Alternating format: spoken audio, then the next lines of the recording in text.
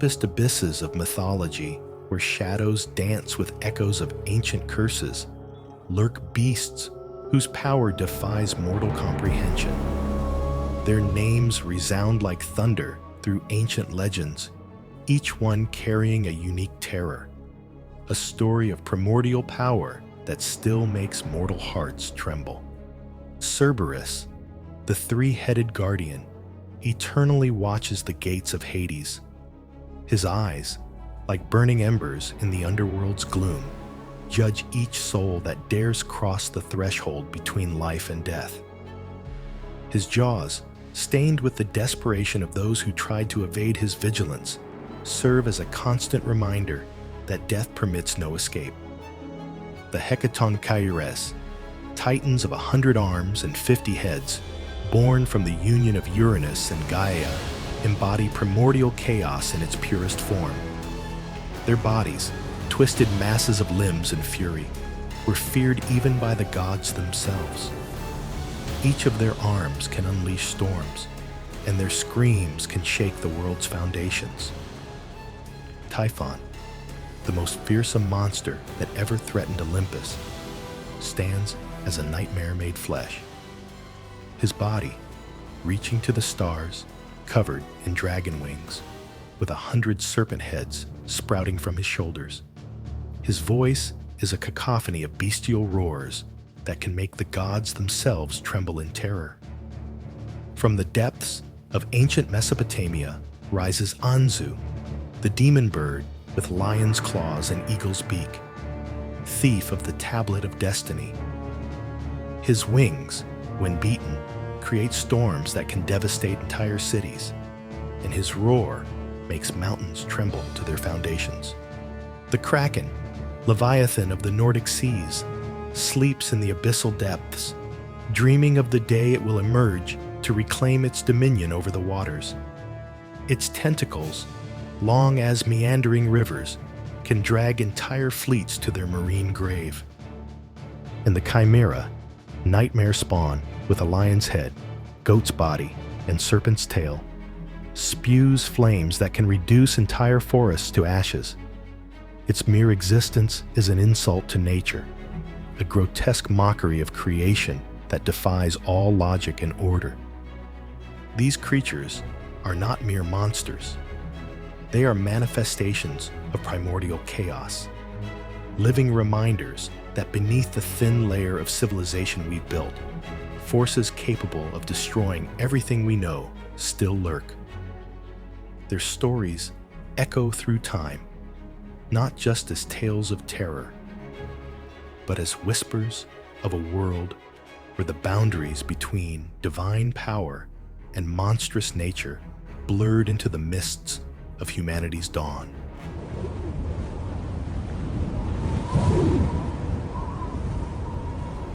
In the vast, dark realm of the underworld, dominated by Hades, the dreaded god of the dead, lie the souls of all humanity, awaiting their final judgment and fate. But before a single soul can attempt to escape or enter without permission, it encounters an insurmountable obstacle: Cerberus, a three-headed monster, each with fiery eyes and a serpentine tail that guards the underworld's gates. Cerberus was the son of two terrible monsters, Typhon and Echidna. Typhon was a winged giant with 100 fire-breathing dragon heads, and Echidna was a nymph with the body of a serpent. Both were enemies of the gods of Olympus and wreaked havoc in the world. From their union were born several ferocious creatures, such as the Hydra of Lerna, the Chimera, the Sphinx, and the Lion of Nemea. But the most fearsome of all was Cerberus, the three-headed dog, or more, according to some versions, with a serpent's tail and other snakes on his back. His fangs were sharp, and his bark was deafening. Cerberus grew in power and ferocity, becoming feared even by the gods. Hades, the god of the underworld, sought a guardian for the gates of his kingdom, where the souls of the dead resided. Hades was the brother of Zeus and Poseidon, and had received the domain of the dead as part of the division of the world after the war against the Titans. Impressed by Cerberus' imposing presence and ferocious nature, Hades chose him as his guardian. Cerberus took up residence at the entrance to the underworld, ensuring that the dead could not escape and the living could not enter without permission. Cerberus spent many years fulfilling his duty as guardian of the underworld, with no one daring to disturb or challenge him. One day, however, his tranquility was interrupted by the arrival of a hero who intended to take Cerberus as part of his 12 labors. That hero was Heracles, the son of Zeus and Alcmene, famous for his strength and exploits. Heracles had been condemned to serve King Eurystheus for 12 years, performing the tasks he imposed on him as punishment for having killed his wife and children in a fit of madness provoked by Hera, Zeus' wife and Heracles' enemy. Among the jobs he had to do were killing the lion of Nemea, capturing the hind of Cyrenia, cleaning the stables of Augeas, stealing the apples of the Hesperides, and others. The last and most complex of the jobs was to bring Cerberus from the underworld to the surface, alive and unarmed. Heracles accepted the challenge, even though he knew it was almost impossible. Before leaving, he consulted the soothsayer Tiresias, who advised him to ask Hades for permission to take Cerberus away and to offer him a barley cake with honey to calm him down. Heracles went to the underworld, accompanied by his friend and nephew Iolaos and Athena, the goddess of wisdom and war, who protected him. To enter, he had to cross the cave of Tenrus in the southern Peloponnese, where it was believed that there was one of the entrances to the realm of the dead. He met the ferryman Charon, who demanded a coin to cross the river Styx. Heracles had no coin, so he threatened Charon with his mace and forced him to carry it. On the way, he encountered several souls of the dead, including that of his friend Meleager, who asked him to marry his sister Deianira. He also discovered Theseus, the hero who had killed the Minotaur and had been trapped in the underworld for attempting to abduct Persephone. Heracles freed him by pulling him tightly but left a part of his thigh stuck to the throne of Hades. Finally, he arrived before the palace of Hades and Persephone, where Cerberus was tied with a golden chain. Heracles asked Hades to let him take Cerberus, promising to return him later. Hades agreed on the condition that he would not use weapons or harm him. Heracles approached Cerberus and offered him the barley cake with honey, but the dog refused and bit his hand. Heracles, enraged, grabbed Cerberus by the throat and dragged him to the exit while the dog barked and spat poison. Heracles managed to drag Cerberus out of the underworld. It brought him to Eurystheus, who was so frightened at the sight of him that he hid in a jar. Heracles thus accomplished his last work and was freed from his servitude. He then returned Cerberus to the underworld, where he continued to guard the gates of Hades until the end of time. After being captured and returned by Heracles, Cerberus returned to his post as guardian of the underworld. However, he soon had another unexpected visitor, who came with a different mission. It was Orpheus, the son of Apollo and Calliope, one of the Muses. Orpheus was an exceptional musician and poet, capable of enchanting every living being, even stones and trees, with his lyre and voice. Orpheus had fallen in love with Eurydice, a nature nymph, and they had married. But on their wedding day, Eurydice was bitten by a poisonous snake and died. Orpheus was heartbroken and decided to go to the underworld to look for her, relying on the power of his music to move Hades and Persephone and convince them to return his beloved. Orpheus entered the underworld through the cave of Tenrus, the same cave used by Heracles. There, he met Charon, the ferryman he could not pay with a coin, for he had none. So, he took out his lyre and played such a beautiful melody that Charon was enchanted. He took him to the other side of the river Styx. Then he met Cerberus, the three-headed dog, to whom he offered no cake but began to play his lyre and sing a song so sweet and sad that the monster fell asleep, letting Orpheus pass untroubled. Orpheus came to the palace of Hades and Persephone, where the souls of the dead surrounded the thrones of the rulers of the underworld. Orpheus kneeled before them and begged them to return Eurydice, saying that love was more potent than death. Then he played his lyrics and sang a song so moving that it made everyone cry, even Hades and Persephone, who had never felt compassion for anyone. Hades and Persephone agreed to return Eurydice on one condition, that Orpheus should leave the underworld without looking back and only do so when he is outside. If I looked back in time, I'd lose Eurydice forever. Orpheus accepted the condition and prepared to leave the underworld, followed by Eurydice, still weak and pale. Orpheus crossed the underworld again, passing through Cerberus, who was still asleep, and Charon, who took him back to the other side of the river. Orpheus walked through the cave of Tenero, eager to see the sunlight and to embrace Eurydice. But when he was about to leave, he made a fatal mistake. He turned to see if Eurydice was following him. At that moment, he saw her for the last time before she was dragged back into the underworld, as he said, "Goodbye, Orpheus, goodbye." Orpheus was crushed and repented of his recklessness. He tried to return to the underworld, but Cerberus had awakened and prevented him from passing. Orpheus resigned himself to living without Eurydice and wandered around the world, playing his lyrics and singing his pain, until he was murdered by women jealous of his love. Their soul was reunited with that of Eurydice in the underworld, and since then, they have never separated. After being deceived by Orpheus and his music, Cerberus regained his position as the guardian of the underworld. However, he would not be the last hero to try to enter the kingdom of the dead.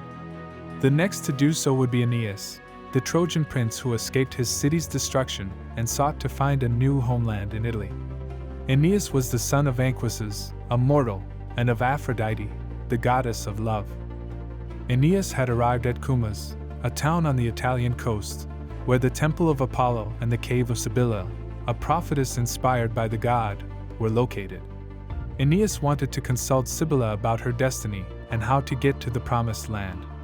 Sibylla told him that before that, he should travel to the underworld and meet his father, Anchises, who had died on the way and would reveal the secrets of his future and his offspring. Aeneas accepted the challenge, although he knew it was hazardous.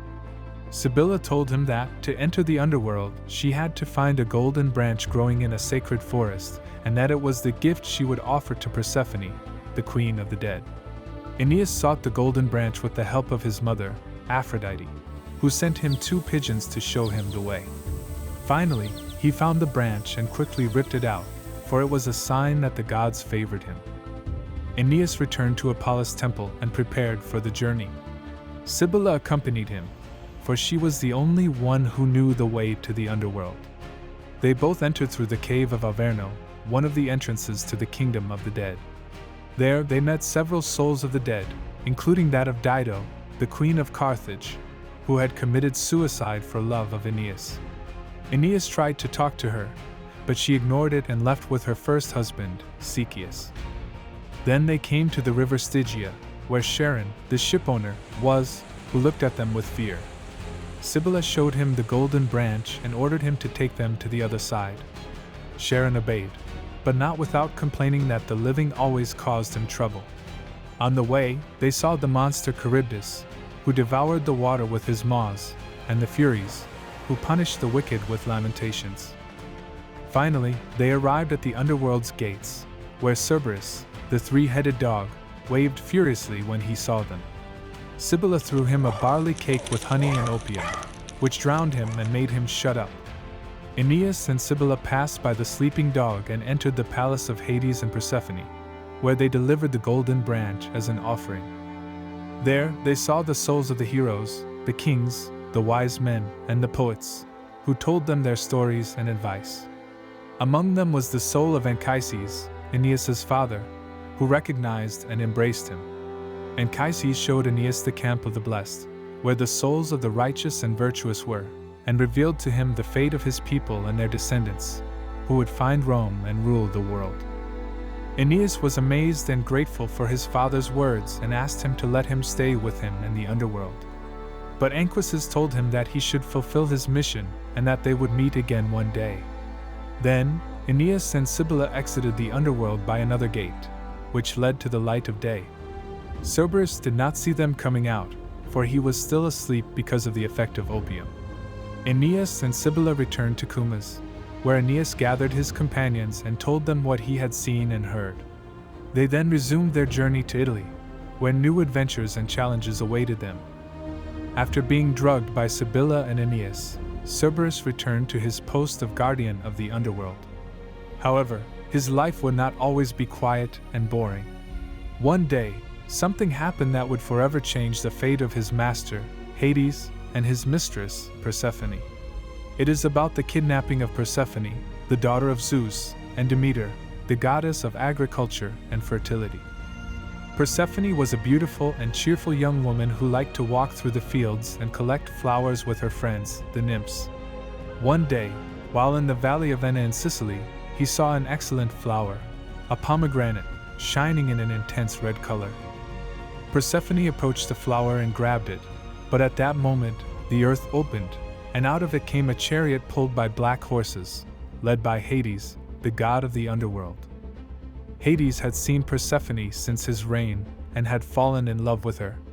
She had asked her brother Zeus for permission to marry her, and Zeus had granted it to her without consulting Demeter, Persephone's mother. Hades took the opportunity and kidnapped Persephone, taking her to his chariot. Persephone shouted and asked for help, but no one heard her except Helios, the sun god, and Hecate, the goddess of magic. Hades drove his chariot to the underworld, crossing the river Stygia, where Charon, the sailor, let them pass without trouble. Then they came to the underworld's gates, where Cerberus, the three-headed dog, recognized his master and licked his hand. Hades introduced Persephone to Cerberus, telling him she was his new mistress and that he should obey and protect her. Cerberus accepted, although he did not like sharing his master's affections with someone else. Hades took Persephone to his palace, where he offered him a throne and a crown and told him that she was the underworld queen and that all the dead would respect and worship her. Persephone was unhappy with her situation and asked Hades to let her return with her mother, who would be looking for her. Hades refused, saying he loved her and could not live without her. He told him that if he wanted to, he could eat and drink whatever he wanted, but that he should not touch the pomegranate, the fruit of the underworld, for if he did, he would be bound to him forever. Persephone did not listen to him and refused to eat and drink anything, hoping that he would escape his captivity. Meanwhile, in the world of the living, Demeter was desperate to find her daughter. He asked all the gods and all the mortals, but no one knew anything except Helios and Hecate, who told him the truth. Demeter became angry with Zeus and Hades, punishing them by making the earth sterile without growing plants or fruit. Zeus was concerned about the situation and decided to intervene. He ordered Hades to return Persephone to his mother, for if he did not, humanity would be extinct and the gods would lose their offerings. Hades agreed reluctantly, but before letting her go, he gave Persephone a pomegranate and convinced her to eat 6 seeds, telling him that so he could remember it and see it again. Persephone, who felt affection for Hades, accepted and ate the seeds. Then Hades took her into his chariot and led her to the world of the living, where Demeter was waiting for her. The mother and daughter hugged each other joyfully, but soon they learned what had happened. Zeus told them that Persephone, having eaten the fruit of the underworld, could not stay forever with his mother, but that he had to spend 6 months a year with Hades, 1 for every seed he had eaten, and 6 months with Demeter. Thus, the balance was established between the underworld and the world of the living, and the origin of the seasons was explained. When Persephone was with his mother, the earth blossomed, and it was spring and summer, and when it was with Hades, the land crumbled and was autumn and winter. Cerberus said goodbye to Persephone with sadness and hope, for he knew he would see her again. He continued fulfilling his duty as guardian of the underworld without anyone else bothering or challenging him. It became an emblem of terror, vigilance, and loyalty.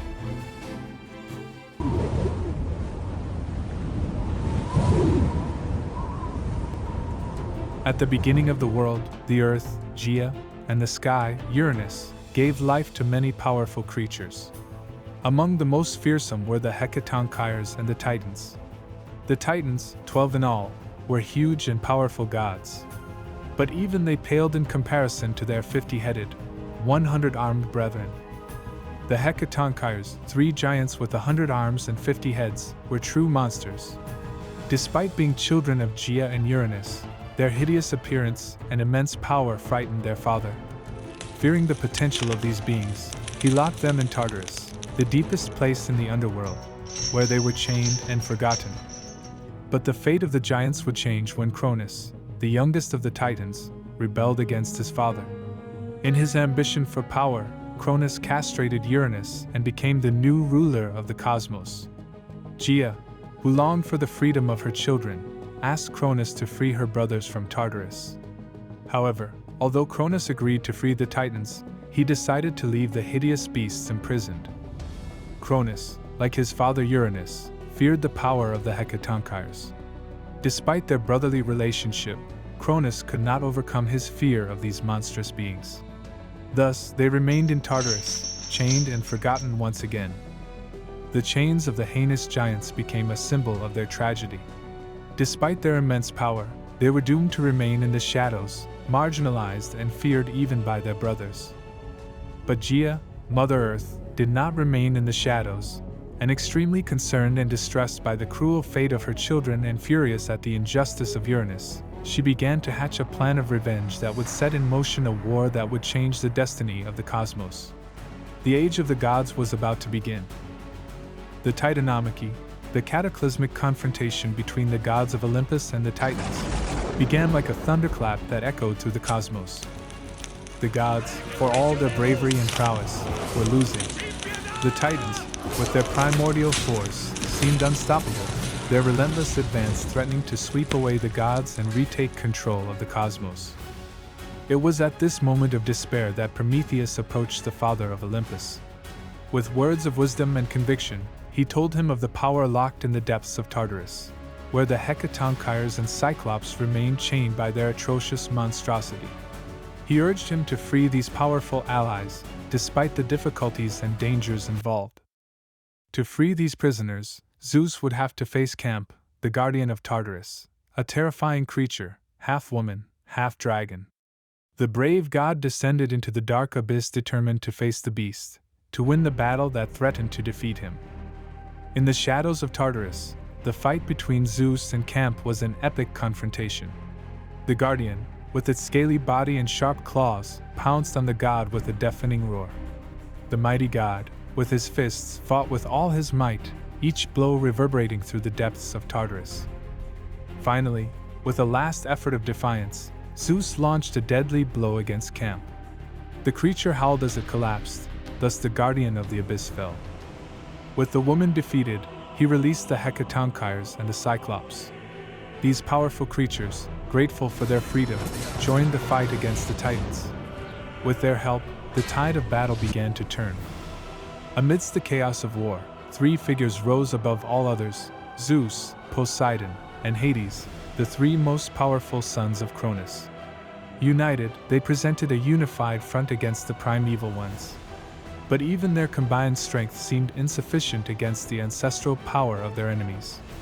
It was then that the Tartarus monsters entered the scene, their titanic presence on the battlefield changing the entire course of the war. The Titans' forces were paralyzed when they saw these giants emerge from the darkness of Tartarus. Briareus, Coto, and Giggs, each with 100 arms and 50 heads, joined the battle. It was a terrifying and imposing sight. The monstrosities, now loyal allies of the gods, entered the fray with uncontainable fury. The unleashed fury of the Hecatonchires was at once a terrible and glorious spectacle. Each, fiercely armed with 100 arms strong as towers, rose against the Titans. Whole mountains were torn from the earth and hurled into the sky, hiding the sun and casting the world into shadow. The Titans, who had ruled with an iron fist, were now crushed under the weight of the rocks and mountains hurled by the hulking beasts. The battlefield became a chaos of earth, fire, and shadows. The monstrous terrors, like a storm of vengeance and fury, advanced tirelessly. Briareus, with his gaze fixed on the Titans, hurled stones so large that they seemed to rain down from the sky, each one shattering the ranks of his adversaries. Coto and Giggs, brothers in arms, joined his side, their 100 hands hurling mountains that buried the Titans in a tomb of rocks and earth. The heavens burst into flames and the earth trembled as the Hecatonchires fought. Every crash, every roar, every mountain hurled was a proclamation of their power and their wrath. The forces of the Titans, once indomitable, were being overwhelmed and crushed under the indomitable might of the mighty beasts of Tartarus. Finally, as the last mountain fell and the last roar faded, the colossi rose victorious. The Titans were defeated, buried beneath the very mountains they had once ruled. From that day on, the echoes of their fury and victory would echo through the cosmos. They had shown unimaginable strength and courage, which left the world trembling at their sheer awesomeness, strength, and bravery. The gods of Olympus, grateful for their bravery, offered them a place of honor. The brothers, however, chose to return to the depths of Tartarus. Not to be chained, but to watch over the defeated Titans where they would establish their dominion. From the shadows of the underworld, they would watch over the balance of the cosmos, supporting the rule of Zeus as his loyal lackeys. Zeus, Poseidon, and Hades, for their part, divided the universe among themselves, establishing order in the world among the gods. Time later, when everything seemed to be in complete calm, a terrible and dark creature would put at risk the Olympians and above all the government of the father of the gods. Typhon, son of Giza and Tartarus, became the greatest threat that the kingdom of Zeus faced after the Titanomachy. With a height that reached for the stars and eyes that shot flames, Typhon was the embodiment of destruction. His body was covered with wings, and instead of a head, he had 100 snake heads that hissed and spewed venom. He was the last challenge the gods had to face to secure their great dominion over the cosmos. The gods of Olympus fought Typhon, but found themselves at a disadvantage, for the monster was too powerful, even for them. When Zeus engaged Typhon in battle, the monster succeeded in disarming the god and tore off his sinews, leaving him immobilized. However, the god, though wounded, did not give up. Aware that he needed help, he once again called upon the monstrous 100-armed creatures that had been crucial in the defeat of the Titans. The giants answered Zeus' call. They appeared in battle, their 100 arms ready to fight. Despite Typhon's power and strength, the terrible beasts were not daunted. Remembering their battle against the Titans, they lashed out at Typhon with all their might. With their 100 arms, the sinister beasts hurled huge rocks at the demon. The giants with their 100 arms became a storm of stones, a rain of rocks that seemed to have no end. Each blow from the Tartarus monsters sent shock waves across the battlefield, and the rocks they hurled struck their enemy with devastating force. While the Hecatonchires held Typhon at bay, Hermes and Pan stealthily retrieved the sinews and returned them to him, restoring his mobility and power. Recovered, the king of Olympus joined the fight once again. With his thunderbolt, the weapon the Cyclops had forged for him, he struck Typhon huge, and the giants continued their rain of rocks. Together, Zeus and the Hecatonchires succeeded in overwhelming the dark enemy beast. The monster was defeated, and its threat was eliminated. Thanks to the bravery and power of his lackeys, he managed to keep his kingdom safe. But the gods' glory and supremacy were not always free of challenges, for years later the gods wished to dethrone him. The gods, in their lust for power, had plotted a coup to dethrone the impious king. They imprisoned him with chains made by Hephaestus himself, so strong that not even the king of the gods could break them. They planned to share his power and reign together in his place. The god, in his prison, was powerless, unable to free himself or to call his allies to his aid. In this hour of need, it was the sea nymph Thetis who intervened. She, aware of the betrayal and the imminent fall of Zeus, decided to seek help in the most unlikely place. Thetis descended into the depths of Tartarus and summoned Briareus, the Hecatonchires who had fought alongside the gods during the Titanomachy. Briareus, answering the call, ascended from Tartarus and confronted the rebellious gods on Olympus. His appearance was enough to stop the conspirators. Images of the war against the Titans returned to the minds of the gods, reminding them of the terrible strength of this 100-armed giant. With speed and strength, Briareus freed Zeus from his chains. His loyalty and power proved too much for the rebels, who recoiled from the presence of the monstrous giant. With the king of the gods freed and Briareus at his side, the conspiring gods had no choice but to surrender and swear their allegiance to Zeus once again.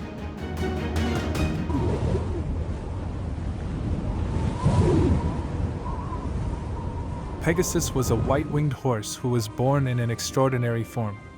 His father was Poseidon, the god of the sea, who could take any form he wanted.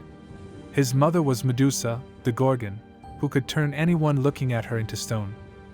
Medusa had not always been a monstrous creature with snakes for hair. She had once been a beautiful priestess of Athena, the goddess of wisdom and war. She served in her temple and worshipped her, respecting her vow of chastity. But one day, Poseidon noticed her and desired her. He followed her to the temple and seduced her there without caring about the presence of the goddess. Athena heard what had happened and was filled with anger. She considered that Medusa had desecrated her temple and betrayed her trust. As punishment, she changed her appearance and gave her the gift of petrification. From then on, Medusa became a Gorgon, one of 3 sisters who dwelt in a cave at the world's end.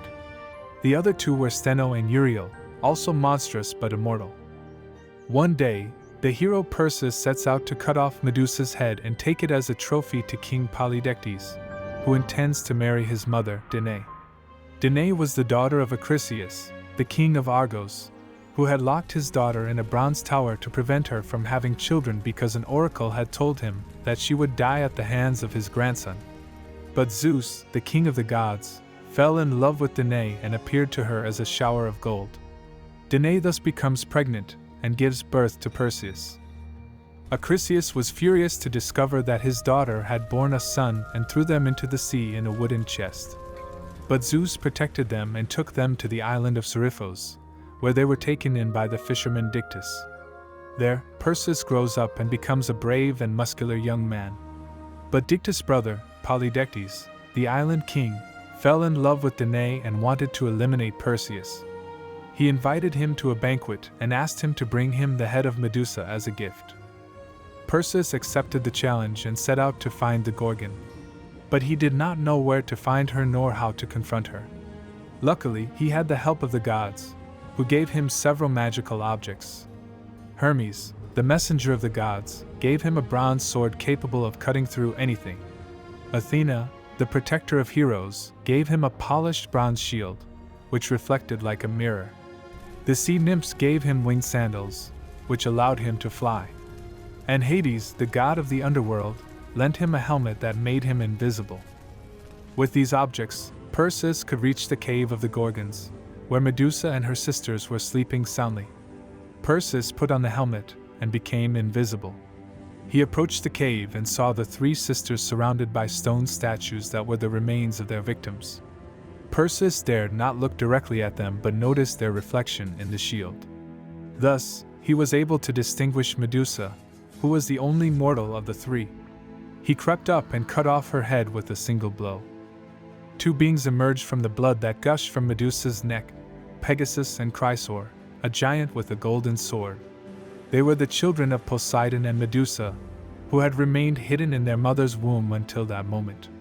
Pegasus took flight and flew away from the cave, looking for a place to live. Chrysaor stayed in the sea and married the ocean Calero, with whom he had the monster Geryon. Wherever Pegasus, the winged horse, touched the ground, a fountain of pure, shining water sprang up.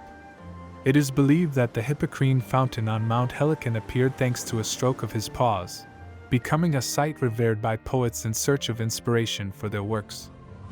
Legend has it that one day, while Pegasus was flying freely, he caught sight of Mount Helicon, home of the Muses, goddesses of art and creativity. Guided by a celestial impulse, Pegasus decided to land and explore the area. Something extraordinary happened as he touched the earth with his winged feet. A fountain of fresh, pure water gushed from where his hooves made contact. This spring, called Hippocrene, which means fountain of the horse in Greek, became an essential site for poets, musicians, and artists searching for divine inspiration. The water of Hippocrene was believed to be imbued with the energy of Pegasus, the winged horse linked to the Muses and poetry. Visitors to Hippocrene, such as poets and musicians, used to leave offerings to Pegasus, including flowers, poems, or songs, in the hope of receiving his blessing. Drinking or immersing oneself in its waters was thought to grant supernatural inspiration, encouraging creativity and talent. Pegasus was considered a link between mortals and the gods, capable of transmitting the creative and poetic spirit through the clear waters of Hippocrene. Pegasus was a free and wild horse, flying through the sky and feeding on ambrosia, the delicacy of the gods. All admired his beauty and speed, but no one could approach him. Many men tried to capture him, but none succeeded. Only a young man named Bellerophon managed to tame him, thanks to Athena's help. Bellerophon was the son of Poseidon and Eurydice, the daughter of the king of Corinth. One day, he accidentally killed his brother and had to flee to Corinthos, where King Preto took him in. Preto's wife, Stenebia, falls in love with him and wants to seduce him, but Bellerophon rejects her. Stenebia, offended, accused him before her husband of having tried to rape her. Preto did not want to kill Bellerophon out of respect for hospitality, but sent him to Lycia, where his father-in-law Jobethes reigned. He gave him a sealed letter asking him to get rid of Bellerophon. Jobethes read the letter and decided to put Bellerophon to the test, charging him with several dangerous missions. The first of these was to kill the Chimera, a beast with the head of a lion, the body of a goat, and the tail of a snake, which spat fire and ravaged the lands of Lycia. Bellerophon knew he could not face the Chimera without a horse that could fly, so he set out to find Pegasus. One night, as he slept in the temple of Athena, the goddess appeared to him in a dream and gave him a golden bridle. She told him to go to the spring of Pyrene, where he would find Pegasus drinking. Bellerophon followed her instructions and went to the spring at dawn. There, he saw the winged horse glistening in the first rays of the sun. He crept up to it and put the golden harness on it. Pegasus allowed himself to be tamed and accepted Bellerophon as his rider.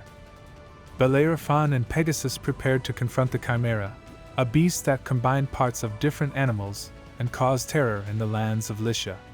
They flew to its lair and found it roaring and spitting fire. Bellerophon hurled his arrows at the beast, but they did not harm. Then he had an idea. He tied a piece of lead to the tip of a spear and stuck it in its mouth. The lead melted in the fire and stuck to her throat, choking her. Bellerophon and Pegasus returned triumphantly to Lycia, where the people received them with joy. Iobates, surprised, entrusted him with other missions, such as fighting the Solidimos, a warrior people, or the Amazons, warrior women. Thanks to their courage and skill, Bellerophon and Pegasus fulfilled them all successfully. Finally, Jobethes confessed to Bellerophon that Preto had asked him to kill him and showed him the letter. He asked for his forgiveness and offered him half his kingdom and the hand of his daughter Philonois. Bellerophon accepted and married Philono, with whom he had 3 children, Isander, Hippologus, and Laodamia. Bellerophon lived happily in Lycia with his wife, children, and faithful Pegasus. However, with time, he became proud and arrogant and wanted to reach Olympus, the abode of the gods. He rode on Pegasus and soared through the sky, ready to get the throne of Zeus.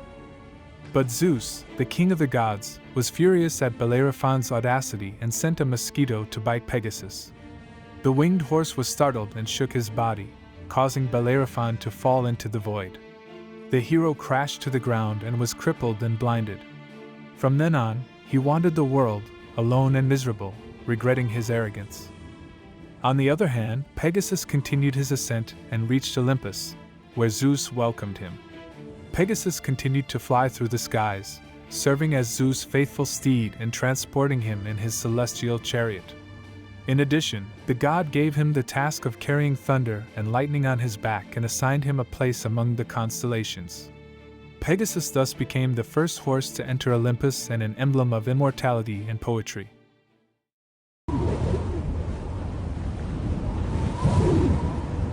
Have you ever heard the stories about the fearsome Chimera, that mythological 3-headed creature that spread terror in ancient Greece, mercilessly ravaging the legendary Fire Mountains?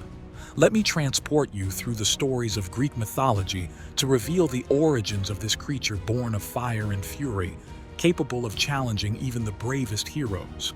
In the scorching depths of the Fire Mountains dwelt 2 beings of monstrous nature: Typhon, the god of hurricane winds and volcanic eruptions, and Echidna, the mother of all kinds of serpents and terrifying beasts. From their sinister union was born the Chimera, a creature so frightful that its mere presence instilled an atrocious fear in the hearts of mortals. The Chimera was a grotesque amalgam of 3 animals: the brute strength of a lion, the agile cunning of a goat and the ferocity of a dragon. Its body was that of a majestic lion, covered with golden fur and razor-sharp claws. But the most frightening thing was its venomous snake tail, always ready to strike with its deadly venom, and instead of a single head, it possessed three: that of a roaring and furious lion, that of a bleeding and cunning goat, and that of a dragon spitting infernal flames. From its three jaws, the Chimera exhaled a blazing fire capable of reducing everything in its path to ashes. Its breath was as hot as the bowels of an erupting volcano, making its mere presence a lethal threat. Born of the same darkness that gave birth to the most fearsome monsters of antiquity, the Chimera wandered through the lands of Lycia in the remote region of Anatolia. Its passage left a trail of destruction and death, sowing panic among the inhabitants of the humble villages that dared to cross its path. The piercing cries and bitter weeping became the mournful chorus that echoed through every corner of Lycia. People lived in terror, locked in their homes, fearing that at any moment the Chimera would appear, sweeping away everything in its path. The flames of desolation spread relentlessly across the fields that were once the pride of the peasants. Vast expanses of golden wheat lay scorched, turned to ashes by the fiery breath of the monster. Herds of sheep and goats, once the source of sustenance, had been mercilessly decimated.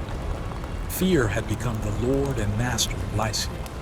Mothers hugged their little ones tightly, praying to the gods to protect them from the fury of the beast.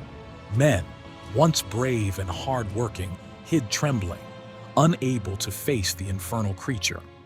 The city was ruled by King Eurydice, and the Chimera was a constant threat. Its attacks were becoming more frequent and devastating, and the king did not know how to stop them.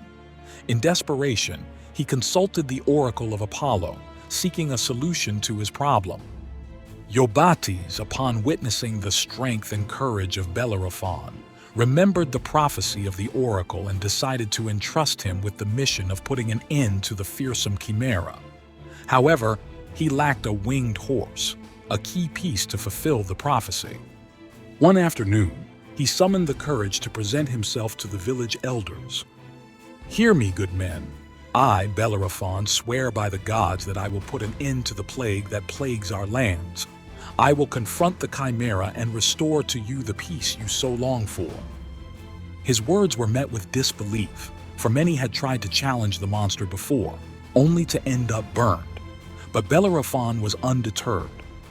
Determined to fulfill his promise, he set out on a long journey in search of divine help.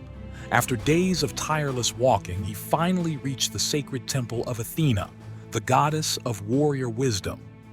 Kneeling before the imposing statue of the deity, he raised a prayer. "Mighty Athena, I implore your favor to face the dreaded Chimera. Allow me to be the hero who will free the peoples of Lycia." Suddenly, Bellerophon fell into a deep sleep when a majestic voice echoed in the sacred precinct. "Brave Bellerophon, your courage has captivated the gods. I will grant you the golden reins that will allow you to tame Pegasus, the mythical winged steed. Mounted on his loins, you will be able to face the Chimera from the heights." That said, Bellerophon awoke and found the magic bridle, Athena's gift. A smile of hope appeared on the young hero's face. With renewed enthusiasm, he set out in search of Pegasus, determined to become the savior that Lycia so longed for. The feat was about to begin. Bellerophon's journey took him across vast expanses of land, through lush forests and across mighty rivers. His goal, to find the mythical winged steed Pegasus, a key element in confronting the fearsome Chimera. According to ancient tales, Pegasus was born from the blood spilled by the Gorgon Medusa when Perseus cut off her head. This divine steed possessed an immaculate white coat, as brilliant as the rays of the sun, and a wingspan capable of eclipsing the sky itself. Bellerophon knew that taming such a magnificent creature would be no easy task.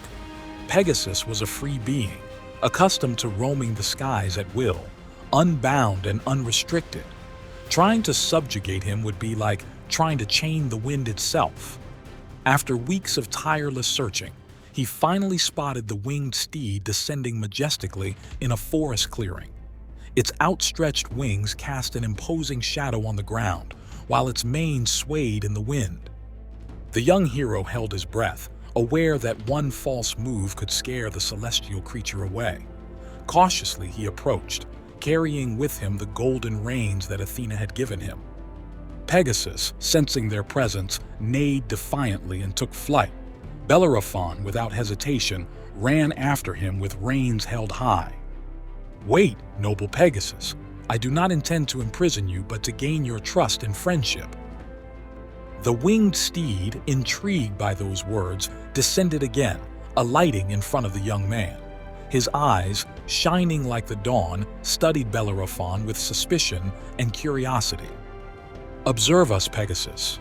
We are two different beings, but united by the same destiny, to confront the Chimera that shows terror in the lands of Lycia. Allow me to ride on your back, and together we will defeat that beast." To Bellerophon's surprise, the winged steed nodded slightly, as if understanding his words. Slowly he approached until he was within reach, allowing the young man to place the golden reins on his neck. At that moment, a magical and inexplicable bond was born between them. Bellerophon felt as if their hearts were beating in unison, interpenetrating in a strong connection. Without fear, he mounted on the back of Pegasus and firmly gripped the reins. The winged steed flapped its immense wings and soared with unparalleled grace, carrying Bellerophon in majestic flight over the treetops. As they soared through the skies, a smile spread across the young hero's face. Now, with Pegasus at his side, he felt invincible, capable of facing any challenge, no matter how daunting.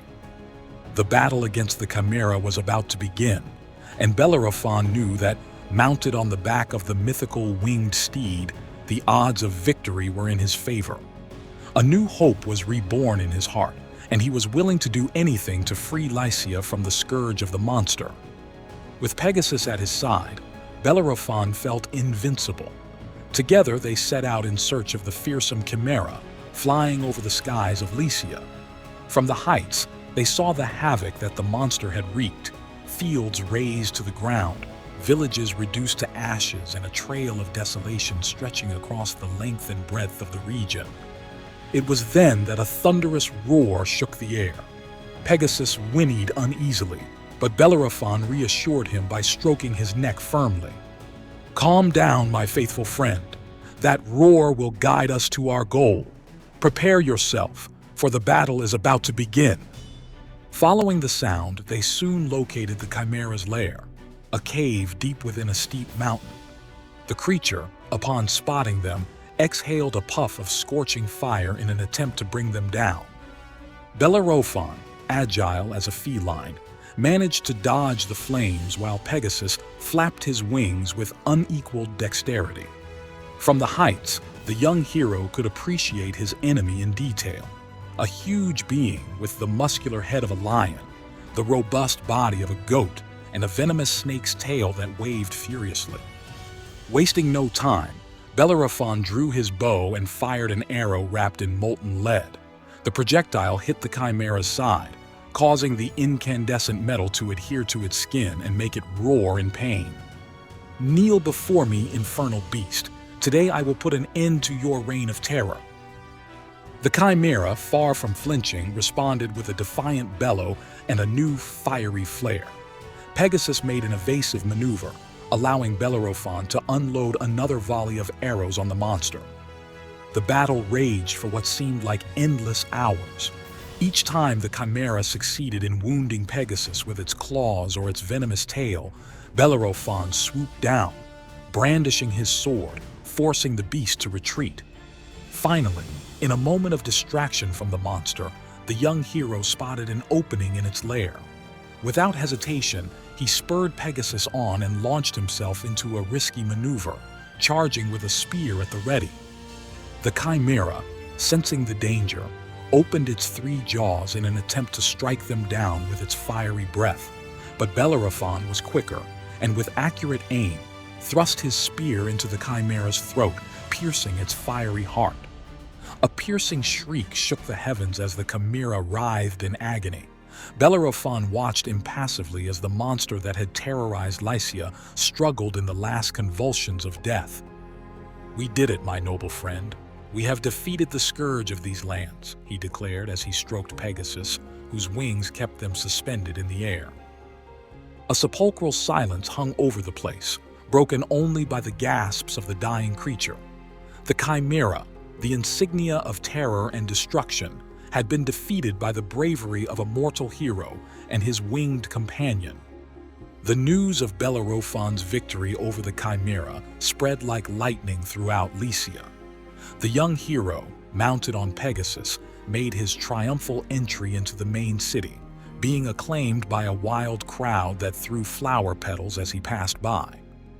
"Glory to Bellerophon! Glory to the conqueror of the Chimera!" cried the voices. Even King Eurydice, very grateful, prostrated himself before the brave warrior. As a reward, he granted him the hand of his daughter, Aeneas, and half the kingdom.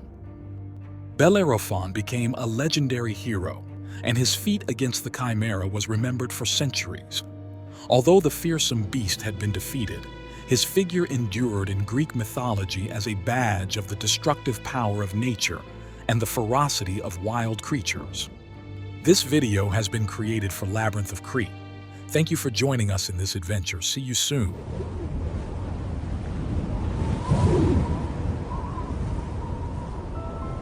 The Kraken, a creature of legend in tales of the sea, has frightened sailors and shore people for centuries.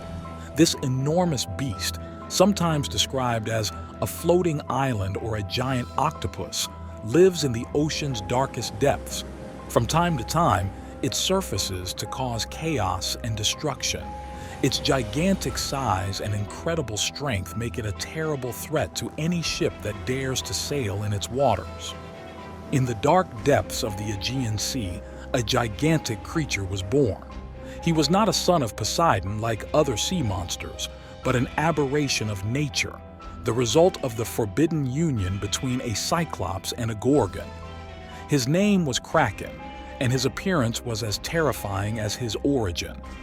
It was as large as a floating island, with tentacles that stretched for miles, capable of easily enveloping the largest ships. Its eyes, the size of pinwheels, glowed with a luminous green light, and its razor-sharp teeth could tear through the hull of any vessel. It was said to roam from the coasts of Norway to Iceland, and sometimes even ventured near the island of Greenland. On the other hand, it is also mentioned that the origin of the Kraken was due to a curse cast by Poseidon, the god of the sea. Enraged by the arrogance and disdain of humans towards the gods, Poseidon decided to create a beast that would spread fear throughout his being. With his trident, the god of the sea struck the waters, and from them emerged the Kraken, a giant creature of great strength. Poseidon watched with satisfaction as the Kraken protruded from the waves inherited to terrorize sailors. "You will roam these seas," Poseidon decreed, "and remind humans of the power of the gods and the forces of nature." From that day on, the Kraken became the terror of the seas. Fishermen and sailors trembled at the thought of encountering the beast on their voyages. Some tried to appease Poseidon with offerings and sacrifices, hoping to avoid the god's wrath and the Kraken's fury. However, the creature seemed to attack without warning, leaving destruction and legends of horror in its wake. Among the many men who faced the Kraken, one stood out for his bravery and cunning: Perseus. Known for defeating the Medusa and rescuing Andromeda, Perseus set out to defeat the Kraken to restore peace to the seas. Armed with Medusa's head, whose glimpse could turn any creature to stone, Perseus set out on the mission. One night, under the light of a full moon, he was flying on his winged horse, Pegasus, when he saw something that caught his attention. There, on a rock by the sea, was Andromeda, chained and waiting to become sacrificed to the sea monster that terrorized the region, the Kraken. Perseus quickly descended with Pegasus and landed next to Andromeda. "Who put you here?" he asked. Andromeda, with tears in her eyes, explained to him that she had been chained by order of her parents, King Cepheus and Queen Cassiopeia, as a sacrifice to appease the wrath of Poseidon and save their kingdom. There was no time to lose. In the distance, the water began to churn violently. Perseus knew that the Kraken was approaching. Courageously, he decided to confront the monster. He ordered Pegasus to stay close and unsheathed his sword. He knew that his real weapon was the head of Medusa, which he carried wrapped in a leather pouch. The sea grew more violent and the Kraken emerged, its massive body obscuring the moonlight. Its tentacles stretched toward Andromeda, ready to claim her sacrifice. But Perseus, mounted on Pegasus, flew straight at the creature. With a swift movement, he unsheathed Medusa's head and lifted it so that the Kraken could see it. The Kraken's eyes met Medusa's, and in that instant, it began to transform into stone. Its tentacles, which were flailing furiously, became rigid and heavy. The beast emitted a deafening roar, but it was useless. The petrification was advancing mercilessly. Andromeda, watching in awe and fear, saw the Kraken become a statue of rock in the middle of the sea. Perseus, on Pegasus, approached and untied the chains that held Andromeda prisoner. She, grateful and relieved, embraced her savior. With the Kraken defeated and Andromeda safe, Perseus remounted Pegasus, taking Andromeda with him. They flew to the kingdom of Cepheus and Cassiopeia, where they were greeted with jubilation and gratitude. The king and queen, repentant for their action, celebrated the bravery of Perseus and the release of their daughter. The seas, now free from the terror of the Kraken, once again became safe for sailors. The Kraken did not only exist in Greek mythology. Many cultures have their versions of this sea monster.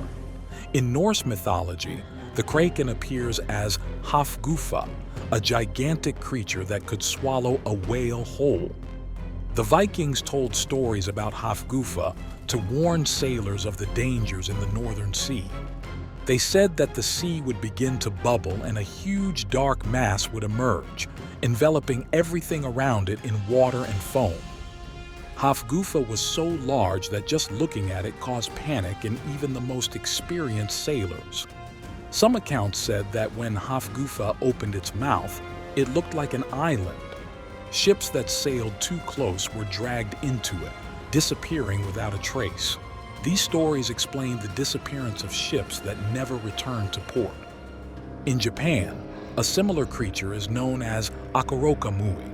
This giant octopus is said to inhabit the waters of Funka Bay, Hokkaido. According to legends, Akorokamui is a marine deity with the power to destroy ships and drown fishermen. Fishermen offered sacrifices and prayed to appease his wrath and ensure their safety at sea. Akorokamui, becoming a deity, was seen not only as a threat, but also as a protector of the natural balance, an entity to be respected and honored. In Inuit mythology, we find another version of the Kraken called Kalupalik. This sea creature, although not always described as having tentacles, was equally feared. Kalupalik was known to lure children who came too close to shore, drawing them into its lair under the ice. Inuit mothers warned their children about Kalupalik, describing it as a creature with green, scaly skin that emitted a hypnotic buzzing sound to lure its victims. In Scottish folklore, there is a similar creature known as the Sirene Croin. This sea monster was capable of changing shape and size, and it was said that it could take on the appearance of a small fish to lure fishermen. When the fishermen approached, the Sirene Croin would reveal its true gigantic form and devour both the men and their boats. This creature, sometimes described as a colossal fish and sometimes as a tentacular monster, instilled fear in those who ventured into the cold and dangerous Scottish waters. In different cultures, these stories were also used to explain mysterious disappearances and disasters at sea. This video has been created for the channel Myth Comics. Thanks for joining us until the end of this incredible story. See you the next time.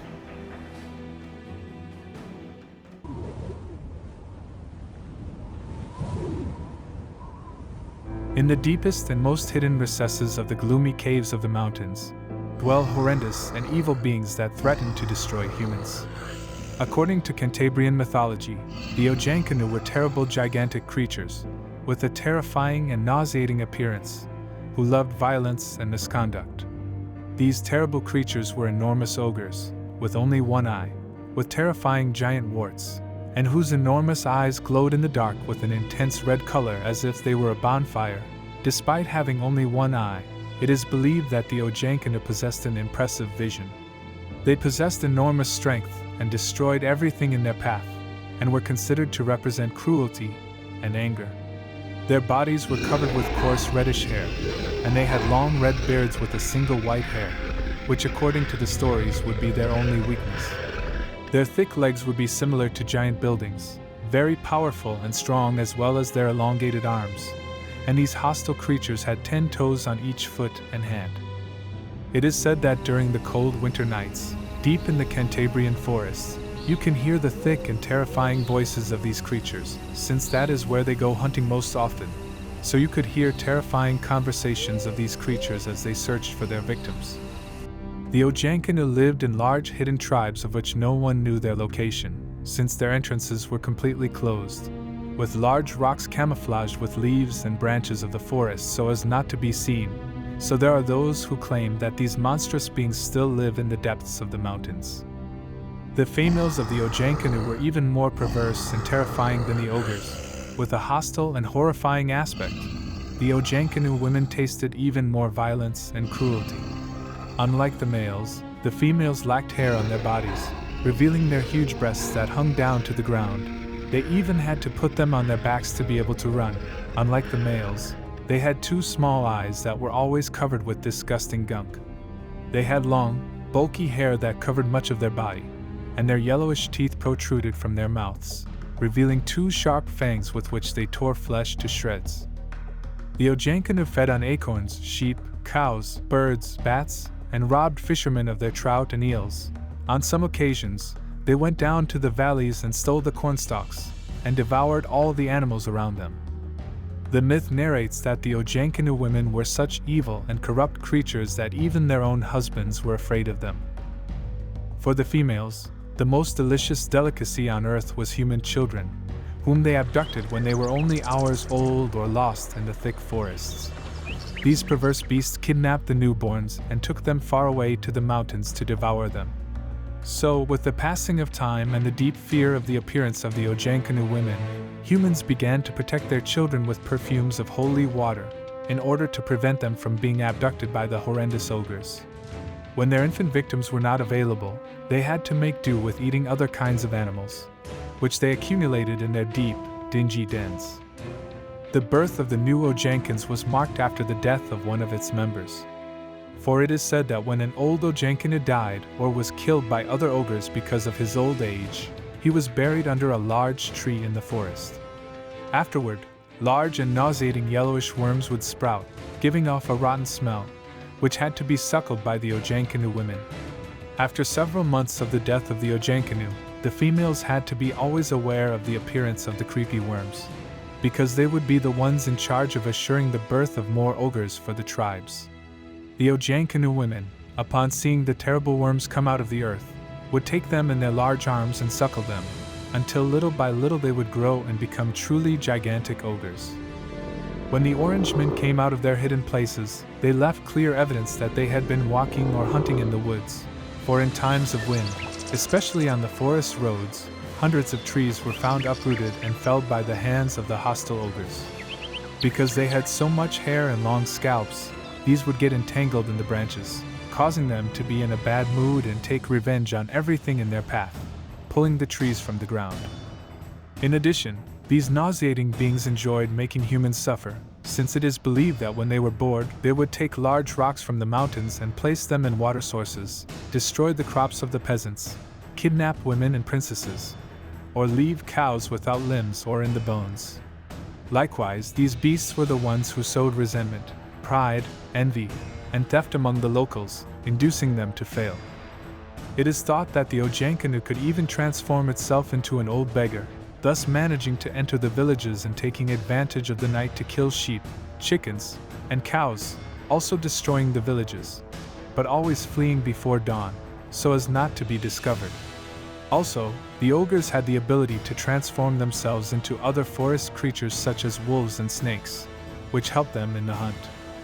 The mountain shepherds feared it as the devil himself, and used to sing a song as an incantation in order to scare the monstrous being from their properties. "I hope you go blind, bastard Ojen Canu, to pull out your white hair and die cursed," said the peasants when they felt that an ogre was nearby. Thus, if by any chance the Ojen Canu heard him, he would rush upon his flocks and annihilate them with a single blow. It is supposed that the only way in which these creatures were annihilated was only if someone managed to blind his only eye and pull out the long gray hair that hangs from his bushy beard.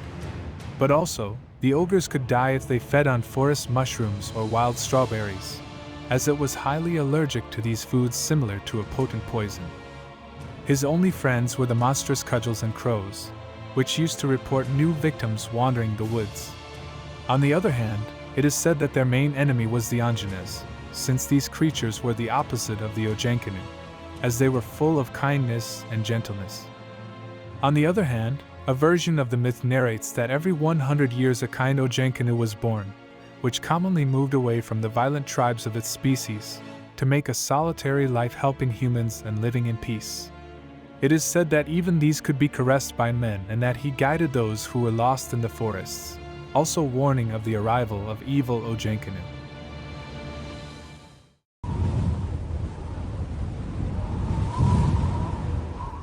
Have you heard the story of the Sphinx, the guardian of Giza that has guarded the entrance to the Giza necropolis for thousands of years? Her enigmatic gaze has observed the passing of pharaohs, wars and storms, and her lips, sealed by time, keep unimaginable secrets. What secrets does the Sphinx keep? In the vast sands of the Egyptian desert, where the scorching sun reigned relentlessly, an extraordinary being was born, half man, half lion. His name was Sphinx, and his existence was shrouded in mystery like the ancient burial chambers of the pharaohs. Sired by the goddess Isis and the god Ra, Sphinx was conceived as a sacred guardian, an eternal watcher of ancient Egypt's most precious secrets. From birth, he was endowed with supernatural strength and overwhelming intelligence, qualities that distinguished him from any other creature. His body, carved from limestone rock, is that of a colossal lion, muscular and vigilant. His head, serene and enigmatic, is that of a human, adorned with the crown of Upper Egypt. The goddess Isis, with her infinite wisdom and maternal love, guided Sphinx's first steps in this world. She taught her the ancient mysteries of the universe, unveiling the most intricate enigmas of existence. The god Ra, ruler of heaven and ruler of the cosmos, also took an active role in Sphinx's formation. He bestowed upon him the gift of unmatched physical strength and an unalterable will that would make him withstand the most arduous challenges. Under the tutelage of these powerful gods, the Sphinx became a unique being, capable of guarding the most precious secrets of ancient Egypt.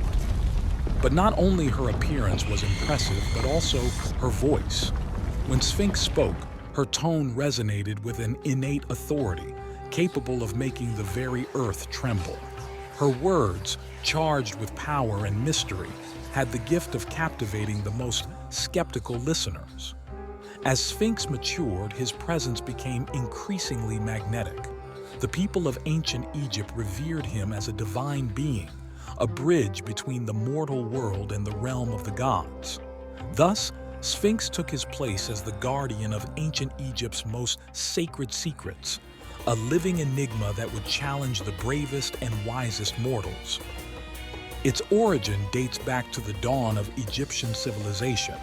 Some associate her with Hephaestus, the Greek god of foraging, who would have created her as the protector of the pharaoh Chephren. Others link her to Sekhmet, the goddess of war, whose fierce power is reflected in the lion-like strength of the Sphinx. Over the years, Sphinx became a being feared and respected in equal measure. His imposing figure, with the muscular body of a lion and the enigmatic face of a man, instilled both awe and fear in those who beheld him. It was then that the Sphinx decided to test the wisdom of mortals, posing an enigma so intricate that few could solve it. Whoever failed to decipher its riddle would be condemned to a terrible death, while he who succeeded in unraveling the mystery would be rewarded with unimaginable riches. News of the Sphinx's challenge spread like wildfire throughout ancient Egypt. Rumors and legends about the mythical creature circulated by word of mouth, feeding the curiosity and fear of the inhabitants. Some mocked the foolish who dared to confront a being of such power, while others admired its bravery. From the most prosperous cities to the humble villages, brave and wise men flocked from the far reaches of the kingdom to confront the enigma. Some were accomplished scholars, versed in the innermost knowledge of the ancient world. Others were warriors seasoned in countless battles whose strength and courage were legendary. One by one, they presented themselves before the imposing creature, confident in their own wisdom or physical strength. Sphinx, with her mighty voice, would pose the riddle, challenging them to decipher the mystery she jealously guarded. "Listen carefully, mortal," her voice echoed, making the sand tremble at their feet. "If you succeed in unraveling the riddle I shall set before you, you will be rewarded with unparalleled riches and knowledge. But if you fail, your life will be the price to pay." The challengers, whether sages or warriors, faced the riddle boldly. Some immersed themselves in deep reflection, searching for the answer in the hidden recesses of their minds. Others relied on their brute strength, believing they could intimidate the creature and force it to reveal the secret. However, one after another failed miserably. Some remained silent, unable to articulate a coherent response.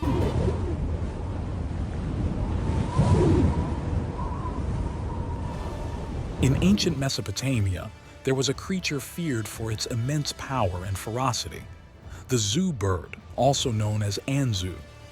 This mythical being, half bird, half demon, was known for its enormous size, its claws sharp as swords, and its beak capable of tearing the hardest rock.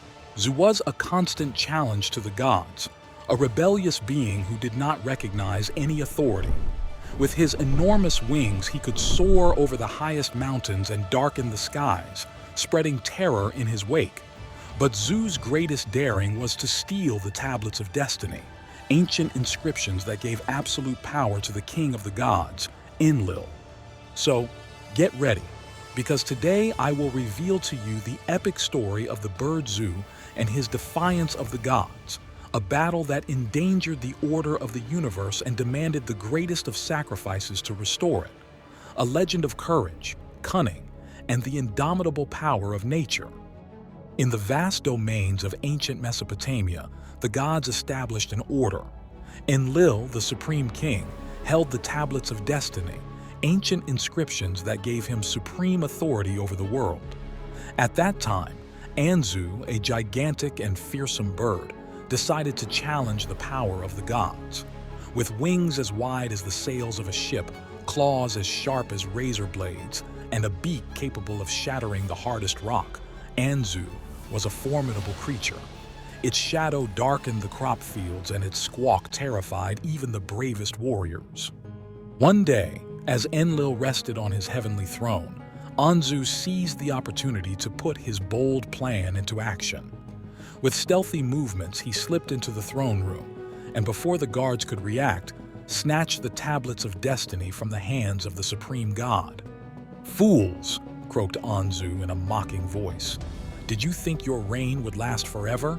Now it is I who hold absolute power." The gods were aghast at such audacity. Chaos broke out in the divine and earthly realms, for without the tablets of destiny, Enlil had lost his authority. The elements were unleashed, crops withered, and discord reigned everywhere. Enlil called an emergency council, where the most powerful gods gathered to find a solution. It was then that Ninurta, the god of war and hunting, boldly stepped forward. "I will confront this beast and retrieve the tablets of destiny," he declared firmly. "But to do so, I will need a weapon capable of bringing down such a formidable adversary." The gods nodded, and the celestial smiths set to work at once, forging a weapon of incomparable power, the relentless thunderbolt. The relentless. Meanwhile, Anzu gloated in his lair in the highest mountains, boasting of his feat to anyone who dared challenge him. From there, he defied the gods, convinced that his reign had begun. Ninurta prepared for battle, wielding the relentless thunderbolt with courage. The confrontation would be epic, a test of strength and courage that would decide the fate of the world. Anzu's challenge had been issued, and only one would prevail. After Anzu's challenge, the gods plunged into despair. Without the tablets of destiny in Enlil's hands, the order of the universe was tottering. The elements raged unchecked, crops withered, and chaos reigned in the divine and earthly realms. It was then that Ninurta, the god of war and hunting, boldly stepped forward. He had accepted the mission to confront the winged beast and retrieve the tablets of destiny. But to do so, he needed a weapon capable of bringing down such a formidable adversary. The celestial smiths, knowing the secrets of the divine forge, set to work immediately. Day and night, fires burned in their forges as they hammered and shaped the metal with millimetric precision. Each blow resounded like thunder. Each spark shone like a glimmer of hope in the darkness. While the smiths worked, Ninurta prepared for battle. He trained relentlessly, strengthening his muscles and sharpening his reflexes. His courage was great, for he knew that the fate of the world rested on his shoulders. "Are you sure you want to face that beast alone?" asked Ishtar, the goddess of love and war, in a moment of doubt. "Anzu is a formidable adversary, and his defiance has thrown the kingdoms into chaos." Ninurta looked at her with eyes full of resolve. "That is precisely why I must go. If I do not stop him, chaos will reign forever. I must retrieve the tablets of destiny and restore order to the universe." Ishtar nodded, admiring her companion's courage. She knew Ninurta was the only one with the courage and strength to face Anzu. Finally, after endless days of arduous work, the smiths presented their creation, the relentless lightning.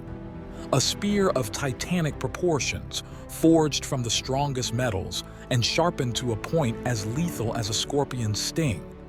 Its surface glowed with an unearthly radiance, flashing the sun's rays as if it were made of liquid fire. Ninurta took the relentless ray with reverence, feeling its weight and power in his hands.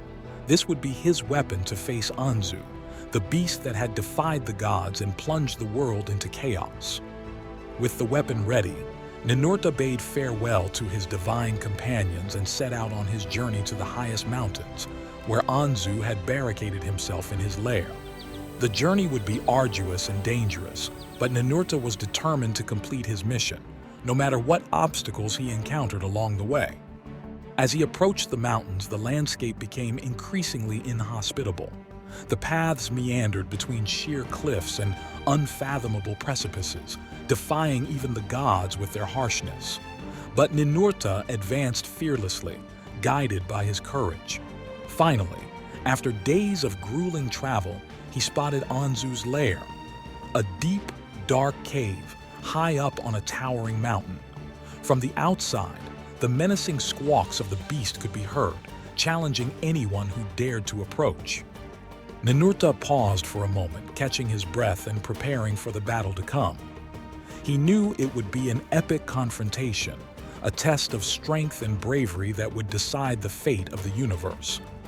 With the relentless thunderbolt in hand, Ninurta strode into the dark lair of Anzu, the winged beast that had defied the gods and plunged the world into chaos.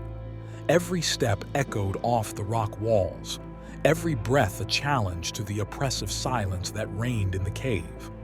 As he advanced, Anzu's menacing squawks grew louder and louder, reverberating like thunder in the dark den. Ninurta tightened his grip on the relentless lightning's handle, preparing for the impending confrontation. Suddenly, a rush of hurricane-force air swept through the cave, kicking up a cloud of dust and small stones. Ninurta covered his face with his arm, trying to keep a clear view. It was then that he spotted a huge dark silhouette emerging from the deepest shadows. Anzu, the gigantic bird, stood before him in all its terrifying magnificence. Its outstretched wings blocked the light filtering in from the cave entrance, creating near-total darkness. Its claws, sharp as swords, scratched the rock floor, and its curved beak glowed with a menacing glare. "Who dares disturb my lair?" croaked Anzu in a thunderous voice. "Do you not know that I am the new master of destiny? The tablets are mine." Ninurta stepped forward, wielding the relentless thunderbolt firmly. "I have come to stop you, Anzu. Your defiance has plunged the world into chaos, and it is my duty as god of war to restore order." The winged beast let out a shrill laugh that shook the cave walls. "You, a mere god, pretend to challenge me, who has stolen the supreme power from the hands of Enlil. What audacity!" With a deafening flap, Anzu launched himself toward Ninurta, opening his huge beak to catch him. But the god of war was agile, and he rolled along the ground, dodging the attack just in time. Thus began the epic battle, a titanic confrontation between the brute strength of Anzu and the skill and bravery of Ninurta. The cave became a battlefield, with the beast's wings raising gusts of wind that threatened to topple the god of war. Ninurta wielded the relentless thunderbolt deftly, trying to find a weak spot in Anzu's defense. But the beast was swift and elusive, its claws slashing the air with deadly arcs as it counterattacked mercilessly. At a crucial moment, Anzu managed to land a blow with its beak, tearing Ninurta's skin and drawing a cry of pain from him. The war god staggered but recovered quickly, gritting his teeth and gripping the relentless beam tightly. "Is this the best the gods have got?" sneered Anzu. "Pathetic! You'll never get the tablets of fate back." Ninurta took a deep breath, gathering all his strength. He knew that this battle would not only define his fate, but that of the entire world. With a piercing scream, he charged at Anzu, brandishing the relentless thunderbolt like a bolt of light in the darkness. The winged beast tried to dodge, but this time, Ninurta was quicker. In one swift move, he drove the tip of the relentless thunderbolt into Anzu's side, piercing its scales and tearing its flesh. A piercing shriek shook the cave as Anzu writhed in pain. Ninurta, seizing his advantage, lashed out with a series of relentless thrusts, cornering the beast against the rock walls. In a last desperate attempt, Anzu opened its huge beak and swallowed the tablets of destiny, determined to take them with it to the grave. Ninurta, horrified, raised the relentless beam and unloaded a final blow, decapitating the beast in a single move. After the epic battle against Anzu, Ninurta gazed at the inert body of the winged beast, lying on the floor of the dark cave. The decapitated head of the creature lay a few meters away, with the tablets of fate still trapped in its throat. The god of war had managed to defeat the defiant bird, but at a terrible cost. Ninurta was badly wounded and exhausted, his skin torn by Anzu's claws and his armor dented by the onslaught of the mighty wings. Still, he struggled to his feet, clutching tightly the relentless lightning bolt that had proved decisive in the battle. Slowly, he approached Anzu's head and gazed at the tablets of fate, visible through the open throat. He knew he must retrieve them at all costs, for without them, chaos would continue to reign in the universe. Gathering his remaining strength, Ninurta raised the relentless thunderbolt and struck hard at Anzu's head, attempting to free the tablets from their prison of flesh and blood. But the tablets remained firmly trapped, defying even death. "Damned beast," growled Ninurta, frustrated. "Not even in defeat will you allow me to take back what is rightfully mine." Suddenly, a voice echoed in the cave, ethereal and wise. "My son, do not despair. The tablets of destiny are more powerful than you imagine. They require an ancestral ritual to be released from their captivity." Ninurta turned, surprised, and found himself face to face with Enlil, the king of the gods. The supreme god had descended from the heavenly realms, concerned about the fate of his champion. "My father," Ninurta said, bowing with respect, "I have succeeded in defeating Anzu, but the tablets are still beyond our reach." Enlil nodded solemnly. "I know, my son, but fear not. There is a way to retrieve them. We must summon the wisest scribes and perform the ancient rituals that allow us to bend the will of the most stubborn beings." Thus, Ninurta and Enlil left the cave of Anzu, taking with them the head of the beast and the tablets of destiny trapped inside. Back in the celestial realms, the oldest scribes versed in the mysteries of the cosmos were summoned to perform the ritual. In a sacred circle drawn with star powder, the scribes chanted arcane chants and performed complex movements with their hands, invoking primordial forces older than the universe itself. Their voices resonated in perfect harmony, creating a vibration that shook the foundations of the cosmos.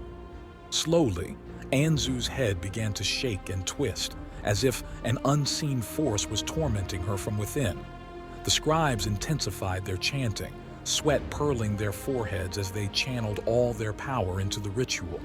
Suddenly, in a burst of blinding light, Anzu's throat opened wide, and the tablets of fate were ejected from their prison of flesh, whirling through the air like a whirlpool of pure energy. "The tablets have been released," exclaimed Enlil with relief. "Order has been restored." The gods present cheered and rejoiced, as Ninurta gazed in awe at the tablets of destiny floating before him, glowing with an eternal radiance. "Take them, my son," said Enlil proudly. "You have been the champion who has restored balance to the cosmos. It is only right that you should be the one to give them to me." Reverently, Ninurta held out his hands and received the tablets of destiny, feeling their ancient power flowing through him. With ceremony, he knelt before Enlil and presented the tablets to him, giving him back his sovereign authority over the universe. Enlil took them solemnly, and at that moment, a shudder ran through the divine and earthly realms. The elements calmed down, crops flourished, and balance was restored everywhere. The chaos caused by Anzu's defiance had come to an end. Have you ever wondered what became of the tablets of fate after Anzu's defeat? What secrets do they still hold within? If you have been left intrigued, I invite you to investigate further into this fascinating Sumerian mythology. This video has been created for Myth Comics. Thank you very much for joining us on this journey through the legend of the bird Anzu and the tablets of destiny. So, see you next time.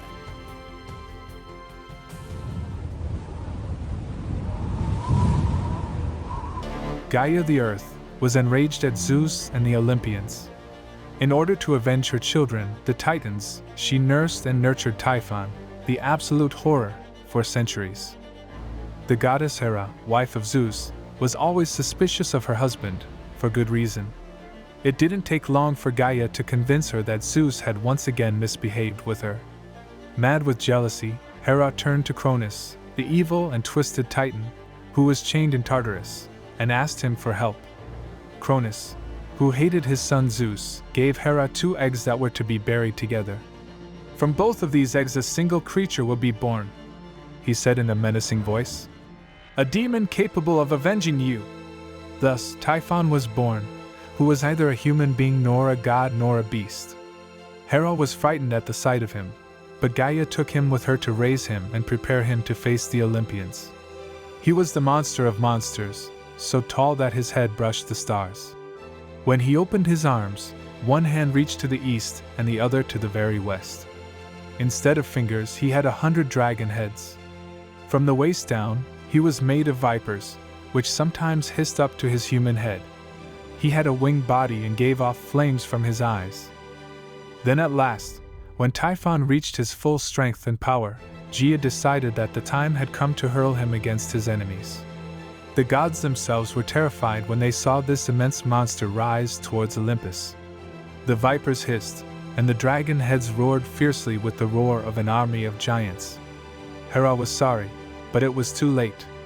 Seeing that she was attacking Olympus, the gods fled to Egypt, where they turned into animals so as not to be discovered. Only Zeus and his daughter Athena, the goddess of wisdom and war, dared to confront him.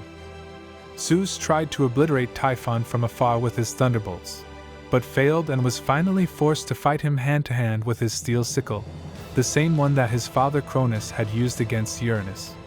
He managed to wound him, but the monster's strength was almost boundless. In a violent and swift attack, Typhon wrapped his vipers around Zeus' legs and knocked him down, tearing the weapon from his hands. With Zeus' own sickle, he wounded the god, cutting the tendons of his arms and legs. It was not possible to kill Zeus. However, thus immobilized, he had become completely harmless. Typhon carried him on his back and carried him to a grotto, where he finished tearing off muscles and sinews and left him buried. He wrapped the god's muscles and sinews in a pouch made of bearskin and placed it in the care of his sister, the dragoness Delphine, a hideous half-woman, half-reptile creature. Only Hermes, the god of thieves, could have deceived Delphine, and so he did. Secretly, silently, he approached the dragon's lair with his son Pan. With his magic flute, Pan played a lulling song. Delphine's huge head began to fall asleep, and her eyes closed. While his son continued to play restlessly, Hermes stole the bearskin pouch from the dragon. Later, between the two of them, they managed to restore Zeus' strength, putting muscles and sinews back in place. With a magic potion, Hermes healed the wounds of the great god, who was soon fit to fight again.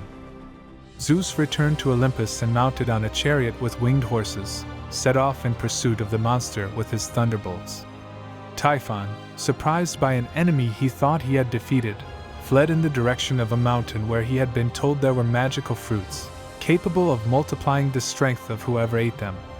When Zeus was about to reach him, he tried to defend himself by throwing whole mountains at him, which he pulled up from the ground. With his thunderbolts, Zeus threw the mountains back at him, hurling them into the air. The mountains struck the monster, making him bleed and weakening his strength. Typhon realized that he could no longer defeat the god. Now he could only think of escaping. He tried to cross the Sea of Sicily as fast as he could, but when he was reaching the east coast of the island, Zeus grabbed the biggest mountain of all, threw it with all his might and managed to crush the monster underneath the rocky structure. From then on, Typhon was imprisoned there forever, under Etna. The flames emitted by the volcano are said to be the fire in his eyes. Thus, from that moment on, the universe was finally at peace.